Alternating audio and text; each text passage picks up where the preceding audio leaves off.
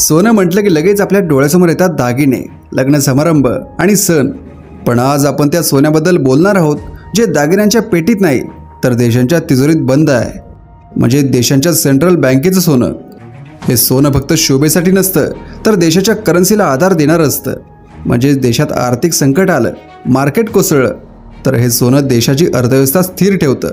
म्हणूनच याला म्हणतात मॉनिटरी गोल्ड। जगात काही देशांनी या सोन्याच्या साठ्यामुळे आपलं आर्थिक साम्राज्य उभं केलं आहे। काही देश अजूनही सोनं खरेदी करून आपल्या चलनाला बळकट करत आहेत आणि या शर्यतीत भारतही मागे नाही। पण नेमका कोण आहेत जगातील सोन्याचे बादशाह आणि कोणत्या देशांकडे आहे जगातील सर्वाधिक सोनं आणि या यादीमध्ये भारत कुठे उभा आहे? आजच्या व्हिडिओमध्ये आपण पाहणार आहोत जगातील टॉप 5 देश ज्यांच्याकडे आहेत सोन्याचे मोठमोठे साठे। क्रमांक 5 रशिया। या यादीतील हा देश सगळ्यात ॲग्रेसिव्ह प्लेयर मानला जातो। रशियाकडे 2330 मॅट्रिक टन इतकं सोनं आहे। गेल्या काही वर्षात रशियाने सोन्याची तुफान खरेदी केली आहे। त्यांचं उद्दिष्ट फक्त संपत्ती वाढवणं नाही तर जगातलं आर्थिक समीकरण बदलणं आहे। यामागे एक मोठं राजकारण दडलं आहे, ते म्हणजे अमेरिकेच्या डॉलरवरचं डिपेंडन्स कमी करणं। रशियाचं मत असं आहे की जगात सगळं काही डॉलरवर डिपेंड राहिलं तर अमेरिका नेहमी वरचढ राहील। रशिया आपली अर्थव्यवस्था मजबूत करण्यासाठी सोनं वापरत आहे। त्यांनी गेल्या काही वर्षात प्रचंड प्रमाणात सोन्याचा स्टार्टअप वाढवला आहे। त्यांच्या सेंट्रल बँकेने डॉलरमधील गुंतवणूक कमी करून त्याऐवजी सोनं आणि इतर चलनांमध्ये गुंतवणूक वाढवली आहे। हा त्यांचा लॉंग टर्म गेम प्लॅन आहे। यामध्ये रशिया चीनशी स्पर्धा करत आहे।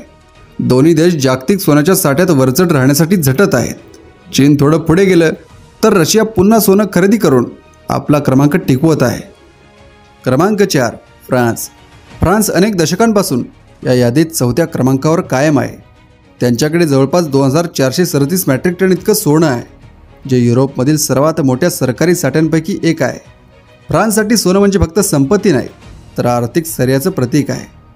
युरोपियन युनियनमध्ये आणि विशेष म्हणजे युरोझोनमध्ये स्थिरता राखण्यासाठी फ्रान्सचा हा साठा खूप महत्त्वाचा मानला जातो। जर युरो चलनावर कुठलाही धोका निर्माण झाला तर या सोन्याच्या साठ्यामुळे फ्रान्सला आपली अर्थव्यवस्था स्थिर ठेवता येते। म्हणूनच ते आपला साठा विकत नाहीत, उलट तो जपून ठेवतात। इतर देश जसं सोनं विकत किंवा कमी करत गेले तसं फ्रान्स मात्र शांतपणे आपला साठा कायम ठेवत आला आहे।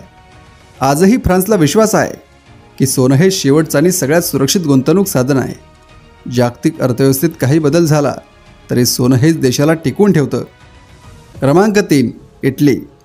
फ्रान्सपेक्षा फक्त थोडंसं जास्त सोनं घेऊन इटली या यादीत 3ऱ्या स्थानावर आहे। या देशाकडे जवळपास 2450 मॅट्रिक टनांहून अधिक सोन्याचा साठा आहे। म्हणजेच युरोपमध्ये सोन्याच्या साठ्याबाबत तो एक मोठा प्लेयर मानला जातो। इटलीसाठी सोनं म्हणजे फक्त गुंतवणूक नाही तर देशाच्या आर्थिक सुरक्षेचं कवच आहे। त्यांचा हा साठा थेट सरकारकडे नसून इटलीच्या मध्यवर्ती बँकेकडे सुरक्षित ठेवला आहे। एक विचारपूर्वक पाऊल आहे, कारण त्यामुळे हा साठा राजकीय बदल, आर्थिक संकट किंवा सरकारी हस्तक्षेप यांपासून सुरक्षित राहतो। इटलीची अर्थव्यवस्था गेल्या काही दशकात अनेक वेळा अडचणीत आली, पण या सोन्याच्या साठ्यामुळे देशाला स्थिर ठेवण्यात मोठी मदत झाली। त्यांच्या सेंट्रल बँकेचा विश्वास आहे की चलन बदललं तरी सोनं हे कायम मूल्यवान राहतं। म्हणूनच त्यांनी तो साठा कधीच कमी केला नाही, उलट त्यांनी सोनं हीच आपली इन्शुरन्स पॉलिसी समजून त्याचं रक्षण केलं आहे। थोडक्यात इटलीचा सोन्याचा साठा म्हणजे त्यांचा अभिमान आणि आधारस्तंभ आहे। क्रमांक 2 जर्मनी। युरोपमधला हा खरा पॉवरहाऊस देश आहे। दुसऱ्या महायुद्धानंतर जर्मनी पूर्णपणे उद्ध्वस्त झाला होता, पण त्यांच्या लोकांनी मेहनत, शिस्त आणि तंत्रज्ञानाच्या जोरावर देश पुन्हा उभा केला। त्या आर्थिक पुनर्बांधणीमुळे त्याला जर्मन इकॉनॉमिक मिरॅकल म्हणतात। यामुळे देशाकडे मोठा सोन्याचा साठा जमा झाला। आज जर्मनीकडे तब्बल 3350 मॅट्रिक टन इतकं सोनं आहे, ज्यामुळे तो जगात 2ऱ्या क्रमांकावर ठाम आहे। जर्मनीचा हा साठा फक्त संपत्तीचं प्रतीक नाही तर त्यांच्या आर्थिक स्थैर्याचं बळ आहे। युरो झोनमध्ये जर्मनी हे सर्वात स्थिर आणि मजबूत अर्थतंत्र आहे। त्यांच्या मध्यवर्ती बँकेकडे हा साठा सुरक्षित ठेवला आहे। पण एक महत्त्वाची गोष्ट म्हणजे गेल्या काही वर्षात जर्मनीने आपलं सोनं हळूहळू परदेशातून परत देशात आणायला सुरुवात केली। साधारण 340 टनांहून अधिक सोनं त्यांनी अमेरिकेतून आणि फ्रान्समधून परत आणलं आहे। हा निर्णय फक्त सुरक्षेसाठी नाही तर आपलं आर्थिक नियंत्रण आपल्या देशात असावं या विचारातून घेतला आहे। कारण जर सोनं दुसऱ्या देशात ठेवलेलं असलं तर राजकीय तणावाच्या काळात ते अडचणीत येऊ शकतं। क्रमांक 1 अमेरिका। अमेरिकेकडे असलेला सोन्याचा साठा पाहिला की बाकीचे देश शांत बसतात, कारण त्यांच्याकडे तब्बल 8,133 मॅट्रिक टन इतकं सोनं आहे. हा आकडा इतका प्रचंड आहे की जर्मनीच्या साठ्याच्या जवळपास दुप्पट आहे. जगातील एकूण सोन्याच्या साठ्यातील हा मोठा हिस्सा अमेरिकेमध्येच आहे आणि त्यामुळे त्यांचं आर्थिक सामर्थ्य अजूनही जबरदस्त आहे. हा साठा अलीकडच्या सोन्याच्या खरेदीमुळे वाढला नाही, तर तो ऐतिहासिक वारसा आहे. दुसऱ्या महायुद्धानंतर अमेरिका जगाची आर्थिक महासत्ता बनली. त्या काळात झालेल्या ब्रेटन वुड्स करारामुळे जगातील बहुतांश देशांनी आपल्या चलनाचं मूल्य डॉलरशी जुळवून घेतलं. त्यावेळी डॉलर हे सोन्यावर आधारित चलन होतं, म्हणजेच डॉलरमागे सोन्याचं कवर होतं. त्यामुळे जगभरातील देशांनी आपलं सोनं अमेरिकेत ठेवायला सुरुवात केली आणि तेव्हापासून अमेरिकेमध्ये सोन्याचा ढीग वाढत गेला. आज याच सोन्याचा मोठा भाग न्यूयॉर्कमध्ये सुरक्षित ठेवला आहे. या ठिकाणी सुरक्षा इतकी कडक आहे की जगातील सगळ्यात सुरक्षित ठिकाण म्हणून त्याची गणना होते.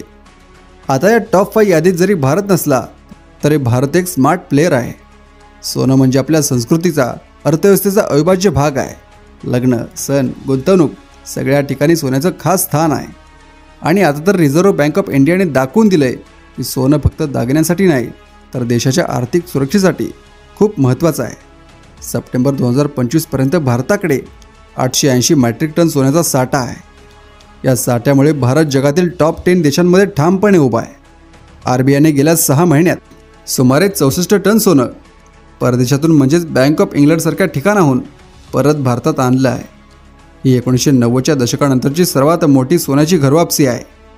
मार्च 2025मध्ये भारतात 512 टन सोनं होतं आणि आता तो आकडा वाढून 575 टनांपर्यंत पोहोचला आहे. कारण जगात भूराजकीय तणाव वाढले आहेत. रशियाने युक्रेनवर हल्ला केल्यानंतर G7 देशांनी रशियाच्या परकीय चलन साठ्याचा मोठा भाग गोठवला आहे. यामुळे इतर देशांना एक मोठा धडा मिळाला आहे. तो म्हणजे जर सोनं तुमच्या ताब्यात नाही तर ते सोनं अडचणीत आहे. म्हणूनच RBI आता अधिक सावध झाली आहे. आपल्या सोन्याचा मोठा हिस्सा मुंबई आणि नागपूरमधील हाय सिक्युरिटी तिजोऱ्यांमध्ये ठेवला आहे. तर मित्रांनो, हे होते जगातील टॉप 5 देश ज्यांच्याकडे सर्वात जास्त सोन्याचे साठे आहेत.